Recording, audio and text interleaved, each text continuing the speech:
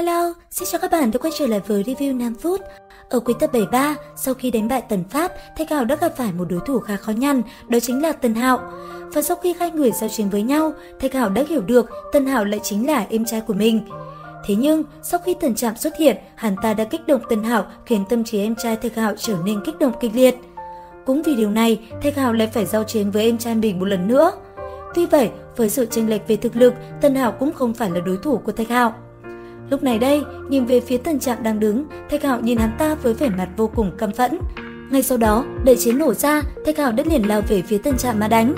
Trong khoảnh khắc va chạm, một vụ nổ lớn đã khiến mặt đất rung động liên hồi. Sau đó, hai người tách ra hai bên, lặng lặng nhìn về phía đối thủ của mình.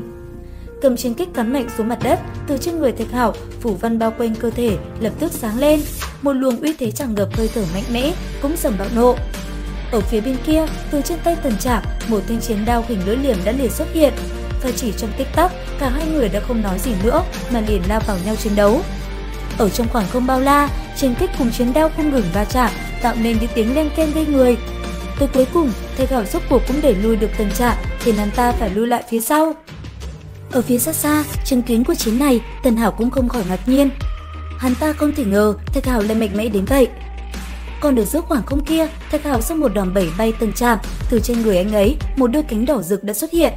Sau đó, cầm chiến kích trong tay, Thạch Hạo đã ngay lập tức đâm thẳng về phía Tần Trạm, khiến hắn ta phải dùng ra chiến đao để chống đỡ. Trong khoảnh khắc va chạm, đất đá nơi đây như nổ tung, khói bụi tung bay tứ tán che khuất đi cả hai người ở vị trí trung tâm.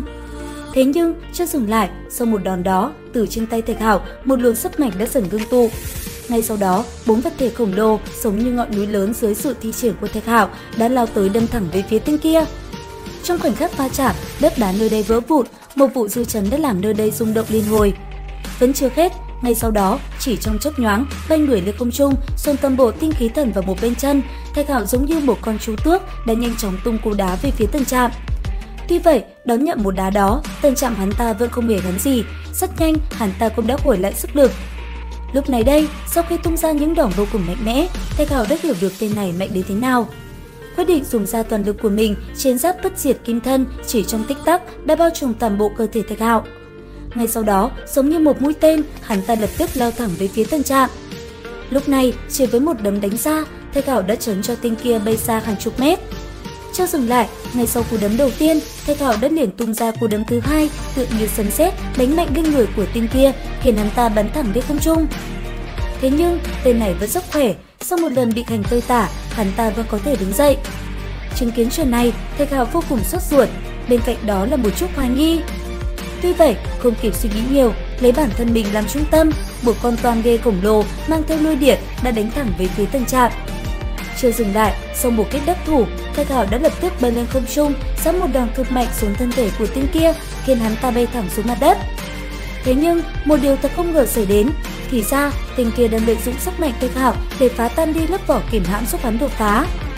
Và quả thực, sau một thời gian để Thạch Hạo đánh cho ra bã, cuối cùng Tần Trạm cũng hoàn thành đột phá của mình. Ngửa mặt gầm lên, cơ thể Tần Trạm theo đó đã hoàn toàn biến hóa. Mái tóc giờ đây đã đổi thành màu đỏ, một luồng sức mạnh cuồng bạo tỏa ra xung quanh cơ thể hắn. Còn Thạch Hạo đối mặt với sức mạnh đang tăng vọt, 4 thanh phi kiếm tỏa ra một màu vàng rực đã lập tức xuất hiện bao quanh cơ thể. Và chỉ trong giây lát, từ trên tay của Tần Trạm, một quả cầu mang theo khí tức khủng bố đã xuất hiện, sau đó lao thẳng về phía Thạch Hạo. Lúc này đây, ở giữa bầu trời, hai đạo thân ảnh giống như tia chớp đang ngay lập tức ập tới đánh thẳng về phía đối phương.